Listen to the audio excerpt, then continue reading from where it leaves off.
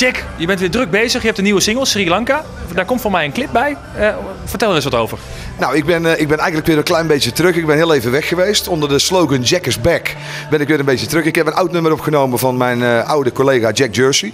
Ik heb 7 jaar de producties van hem onder andere mee mogen verzorgen. En ik heb dat nummer altijd geweldig gevonden, dus ik heb er een Nederlandse tekst op geschreven. Binnenkort te zien bij TV Oranje.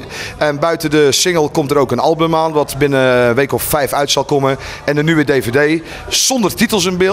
Ook die is te zien binnenkort bij jullie, TV Oranje. Maar ik zit op dit moment in het productioneel wel heel erg in de Indo-rock. Ik ben op het nemen met een paar ex-leden van de Crazy Rockets. Een van de bekendste Indo-bands die Nederland ooit gehad heeft. Eddie Chatelain en Woody Brunings. En ook die zal ik even voorbij fietsen bij jullie, want er staan ook Nederlandstalige nummers op. Maar ik heb iets met die Indo. De beat die erin zit, het gevoel, het exotische. En ook in de club zullen jullie zien dat het exotisch ziet. Er zitten vuurspuwers in, er zit een vrouw met slangen in, met spinnen. Een Indo live band speelt mee, dus dat wordt helemaal te gek. Wordt helemaal super. Ik ben een Amerika-ganger. Ik treed veel op in Amerika. Ik heb een gelegenheidsband, die heet Red Diamond. En het zijn allemaal muzikanten die alleen in de studio spelen. We bestaan eigenlijk niet, we maken alleen cd's. Dus de vakantie dit jaar gaat weer gewoon naar Memphis en naar Nashville.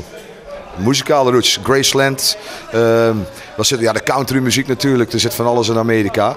Maar als ik in Nederland ben, dan ben ik toch wel blij als ik weer kan zappen naar TV Oranje.